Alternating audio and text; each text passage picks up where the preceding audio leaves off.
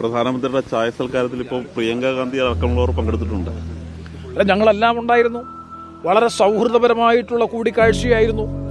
പ്രധാനമന്ത്രിയും കക്ഷി നേതാക്കളുമായിട്ടുള്ള കൂടിക്കാഴ്ച പാർലമെന്റ് സമ്മേളനം അവസാനിക്കുന്ന ഘട്ടത്തിൽ അതൊരു കസ്റ്റമറി കൺവെൻഷനാണ്.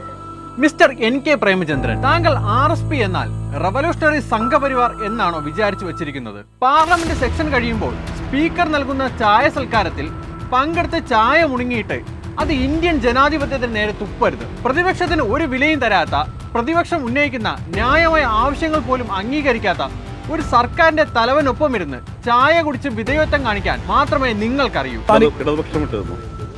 വന്നോ എന്നെനിക്കറിയില്ല, ഞാൻ ശ്രദ്ധിച്ചില്ല.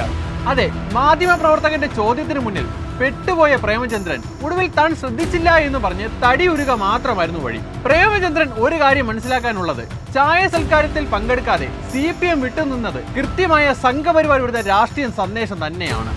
ആ സന്ദേശമാണ് നിങ്ങൾക്ക് നൽകാൻ കഴിയാത്തത്. ഇതൊരു പാർലമെന്ററി കൺവെൻഷനാണ്. എല്ലാ പാർലമെന്റ് സമ്മേളനങ്ങളും അവസാനിക്കുമ്പോൾ ബഹുമാനപ്പെട്ട സൈനഡ് ഡേ അഡ്ജോൺ ചെയ്യുമ്പോൾ സ്വാഭാവികമായും കക്ഷി നേതാക്കൾ സ്പീക്കറെ കണ്ട് നന്ദി പറയും, പ്രധാനമന്ത്രിയും ഗവൺമെന്റും കണ്ട് നന്ദി പറയും.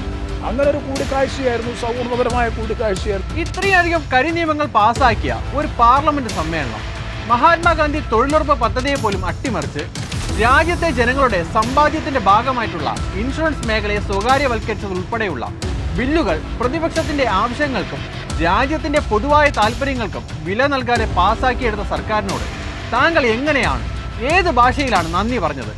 എന്നിട്ട് അതിൽ നിന്നും വിട്ടുനിൽക്കാൻ പാടില്ല എന്ന് കാണ്ടാമൃഗം ഇവർക്ക് മുന്നിൽ നാണിച്ചു പോകും. പ്രതിപക്ഷ നേതാവ് പോലും ഉണ്ടായിരുന്നില്ല. അത് ജോൺ ബ്രിട്ടാസ് ഇപ്പൊ നിരന്തരമായി പ്രതിപക്ഷ നേതാവിനെ ശ്രീ രാഹുൽ ഗാന്ധിക്കെതിരായിട്ടുള്ള പരാമർശം നടത്തി കോൺഗ്രസിനെ എങ്ങനെ അപകീർത്തിപ്പെടുത്താമെന്നുള്ള ഗവേഷണത്തിലാണ്. രാജ്യത്തെ തന്നെ ബാധിക്കുന്ന പ്രധാന ബില്ലുകൾ ചർച്ച ചെയ്യുന്ന സമയത്ത് രാഹുൽ ഗാന്ധി സഭയിൽ ഇല്ല എന്ന വസ്തുതയാണ് CPM രാജ്യസഭാ കക്ഷി നേതാവ് ജോൺ ബ്രിട്ടാസ് ഉന്നയിച്ചത്. അത് ചോദ്യമായി വന്നപ്പോൾ പ്രേമചന്ദ്രൻ പറയുന്നത് പ്രധാനമന്ത്രി സഭയിൽ ഇല്ലാത്തതിനെ വിമർശിച്ചില്ലല്ലോ എന്നാണ്. നരേന്ദ്രമോദി സഭയിൽ ഉണ്ടെങ്കിലും ഇല്ലെങ്കിലും കൃത്യമായ സംഘപരിവാർ അജണ്ടകൾ നടപ്പിലാക്കാനുള്ള ഭൂരിപക്ഷം അവർക്കുണ്ട്. എന്നാൽ പ്രതിപക്ഷ ചേരിയിൽ വരുന്ന കുറവ് അത് ഒരാളാണെങ്കിൽ പോലും അത് വലിയ കുറവാണെന്ന് താങ്കൾക്ക് മനസ്സിലാകാത്തതാണ്. ആ ചർച്ചയുടെ ഭാഗമായി ഒരു വരി പോലും പറയാൻ രാഹുൽ ഗാന്ധി പാർലമെന്റിൽ ഇല്ലാത്തത് വീഴ്ച തന്നെയാണ്. ഈ കലണ്ടർ നേരത്തെ അറിയാവുന്നതല്ലേ എന്നാണ് അവർ ചോദിക്കുന്നത്. ഇതിന്റെ ഒരു കലണ്ടർ എപ്പോഴാണ് അവസാനിക്കുന്നത് എന്നുള്ള കാര്യം അറിയാമായിരുന്നില്ല. അല്ല, ഇതിന്റെ ഇപ്രാവശ്യം നമുക്കറിയാം, ഈ പ്രാവശ്യം വളരെ വൈകിയല്ലേ പാർലമെന്റ് സമ്മേളനം ആരംഭിച്ചത്.